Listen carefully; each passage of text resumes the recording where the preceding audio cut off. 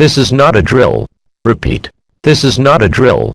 Earlier today, the Pocatello Police Department received disturbing reports of an individual committing heinous acts of violence. After a squad was dispatched to investigate, the station didn't hear back for roughly 7 hours until a brief, but unsettling call came back warning to stay away. After further investigation, it was discovered 3 of the 4 squad members were killed, with the 1 survivor in critical condition and unable to speak. SWAT was called in shortly after, but went radio silent within 10 minutes of arriving on scene. We do not know what this is, but it appears to be supernatural in origin. This is a warning to everyone in Bannock County and surrounding areas. Lock all doors and windows. Turn off all lights. Do not answer the door for anyone. Do not look outside. Do not answer the phone. Keep any and all sound to a minimum. If anyone leaves, do not attempt to search for them.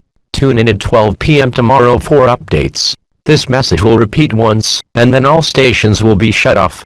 If you've listened to this message already, please turn this off now. Good luck.